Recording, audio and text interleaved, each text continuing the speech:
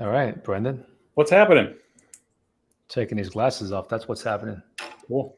Cool, I'm cool. supposed How to are see better with them. How you doing? I'm wonderful today. How about you? Good. Can't complain. Cool. We got a do we have the title up there? No, we don't have the title up Now yet. let me put it up. Go ahead. You All can start. right. Well, we couldn't really, probably have a better matchup today between topic and I'm just going to put you in as the primary speaker. I've got a few ideas, but I really want to hear what you do. So, the topic is business prep for vacation. We are in the I'd imagine next to Christmas, this has got to be probably the time of the year where most people are trying to take a little time off and got summer break. Kids are out of school if you got them, traveling, weather's nice, maybe going to the beach. And how do you get ready to go on your vacation and not let your business completely fall on your face or fall on its face? So that's what we're talking about. Sweet. So give us, I think the key is that in this business, there's sometimes that perception that you have to be on 24/7, 365. That's not the way that I like to do it. I know that's not the way that you like to do it. So if we're going to try to avoid being tacked out every single day, every day of the year, we got to take some time off. So when we're doing that, tell me kind of what your process is. Yeah, well, I think it's you hit the nail on the head right there. I think it starts with the realization that you don't have to work 24/7, right? I mean, this is at the end of the day a business. So I think when you treat it like a business and you put the infrastructure in place, um, and run it properly, you don't have to work 24/7. But you could. No question, no question about it. Yeah, yeah, Yeah, because there's not typically an open and close sign for the consumers. You'll get texts, emails, calls any time of the day and night. So let's start there. What's the if you what why do you feel the ability to turn the phone off or to set some hours for you that are realistic as opposed to being at the mercy of any time a call comes in, you got to jump. well, there is an off and on sign, right? The off and on sign doesn't come from the consumer. The consumer is going to text you and call you when they want to. Right. Now you choose when to respond or not to respond, and that's the off and on sign right there. So you've got to make a determination whether you're on call 24/7 or not.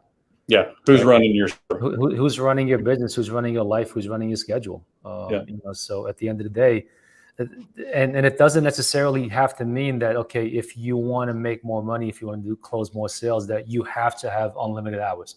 They don't necessarily have to go hand in hand. Okay, there's a law of diminishing return. Just because you're quote unquote working more hours, that doesn't mean you're productive more hours. Yeah. So I know you kind of think along the same lines as I do. We come from the school of, look, pick how many hours you want to work, and then during those hours show up, okay, and deliver 100%. And then when you decide that you're not working, then take off completely, just shut it down. Yeah. I think that's where it starts. I think it's being efficient with your time and not just kind of being 24/7 Circle K style. Yeah, I think the other part is too is probably the difference in if you're kind of in control where your pipeline is and how it's growing, Yeah. versus if you're kind of at the mercy of whatever shows up. So if you're proactive and you're got some things in place where you generate your own business, then you can actually turn that on. You can dial it up, you can dial it down, you can take time off. If you're at the mercy of things coming to you, and that's all you're relying on, then you have to, when it shows up, you got to be ready. So I think that's another key part is if you've set your business position that you can choose when the light's on and off, or if somebody else is doing it for you.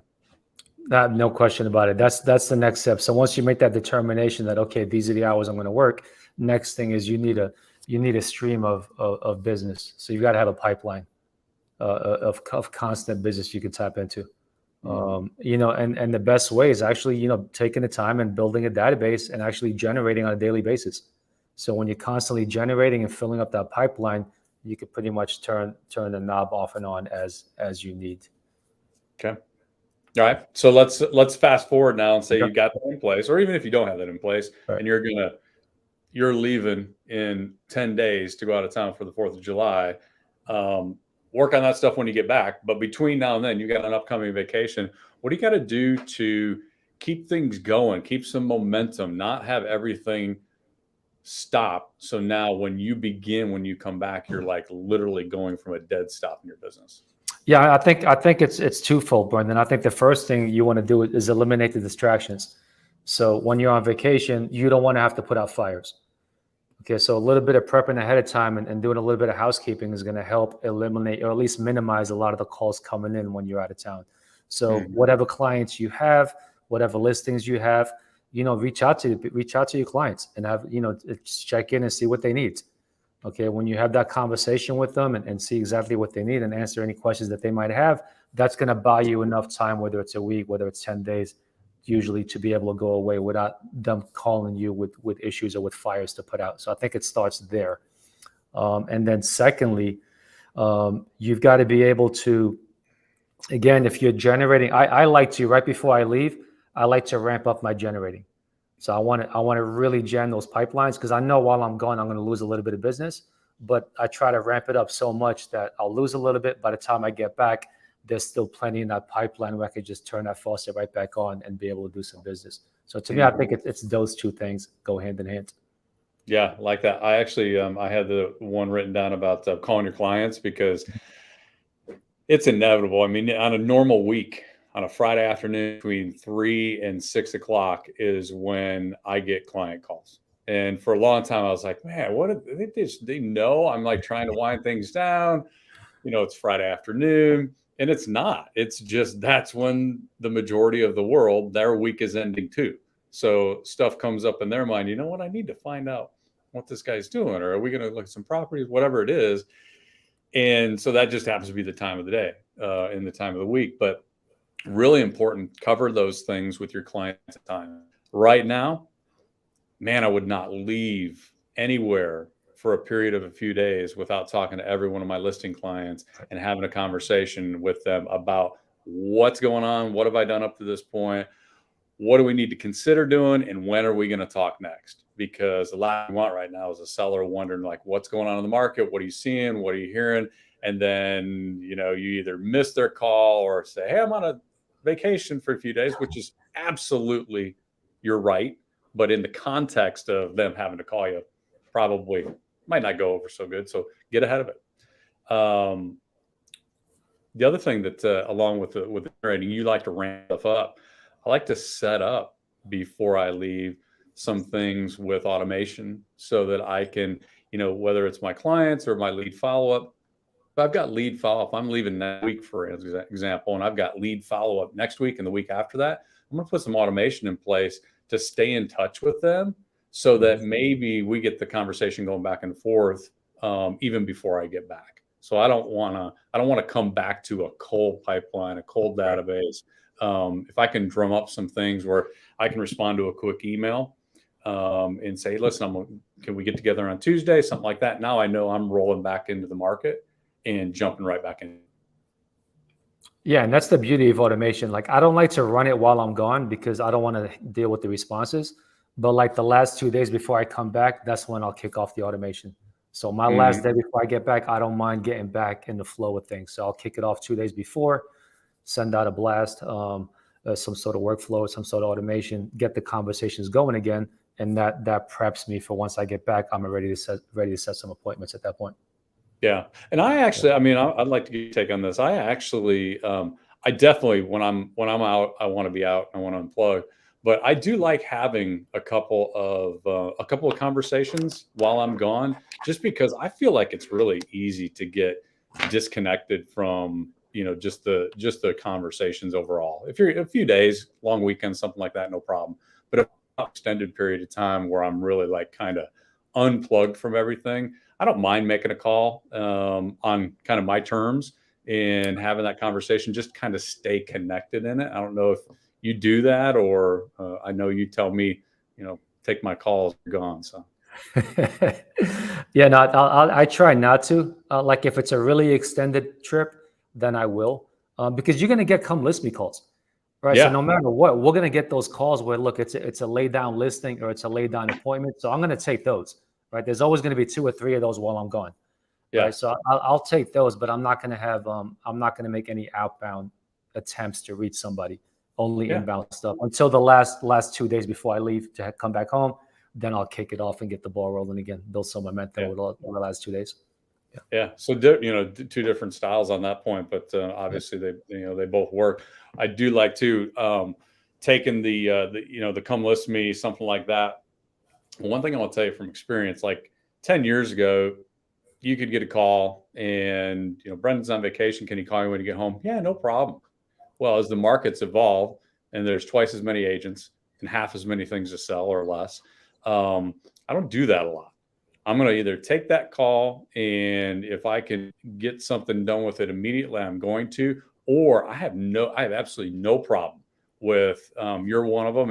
And if I'm gone, say, listen, can we get together when we get back? If not, in the time frame is really, really, you're in a hurry, you want to get going. Got a great partner you can talk with. I have no problem handing that thing off, because a lot of times people's urgency right now is when they call and they want answers, they want information, they're ready to do something right then. And I can wait for 3 or 4 days till I get home and find out that they've already listed, find out that they've already connected with somebody else. So I'd much rather share it than lose it all. Absolutely. Always have a partner you can pass it on to. So someone said no laptops. I can't tell who this is because you have to actually accept StreamYard's notification on top so I can see your name. They clearly know you. Clearly, yeah. Laptop and movies, yeah. All right. So what's the takeaway, Brendon? So the first one is you don't have to work long. Okay. I'm a big believer in working hard, but not working long. So pick the times that you want to work, the number of hours you want to work, the number of days you want to work. Okay. But then when you're there, work, show up. I don't think you have to. That's Kirk. Of course it is. Hey, Kirk. Just show up when you're supposed to show up, and then take off when you're supposed to take off. That's the first takeaway. Right? Yep. Second takeaway, leading up to leaving, do some housekeeping. Right. So, anybody that you have active, any clients that you have, anything in the pipeline, that people you're working with, reach out to them. Just like you said, you're going to get that call on a Friday at 5 o'clock in the afternoon or a Saturday, because guess what? They might have had a question Monday, Tuesday. They were waiting for you to call them. You didn't call them. They got busy, whatever. Then all of a sudden it's Friday. They think of it at that point and they want to reach out to you. So try to get that before you leave, and that'll minimize a lot of the distractions while you're gone. Yep.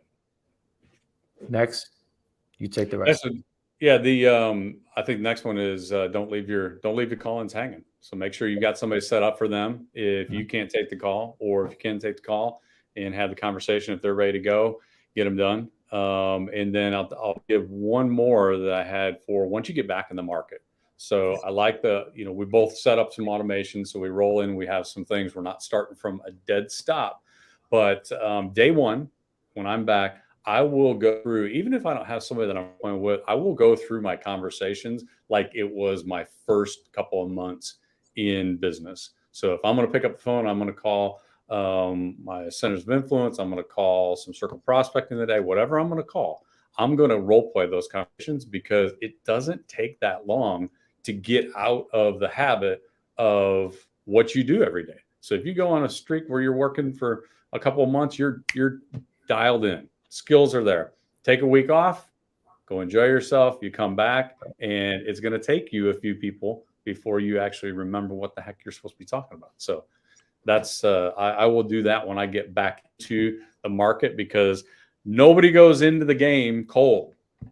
You got to have your warm up. It's crazy how quickly I get rusty and I get tongue tied. You and I have had tens of thousands of conversations with people, and then I get back and I'm like, feel like I'm brand new again, like for the first 20 minutes or so until I get back in the swing of things. Yep.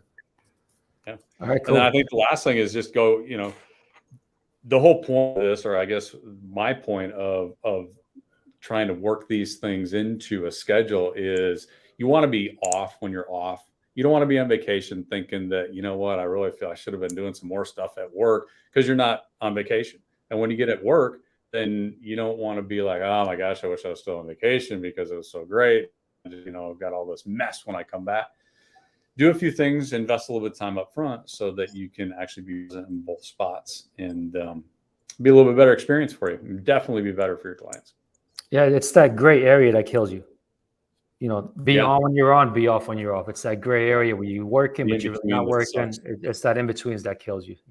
Yeah. Be very intentional with your time. Yeah. Okay. Cool. Cool. All right. Well, we won't be on next weekend, right? Next week. Next No, week? I'll be gone next week. Yeah. Let's Well, see. if you come up with anything else, we'll cover it on the next call. Sounds good. All right, Brendon. Take care. Thank All you right. all for watching. Talk to you soon. Bye bye.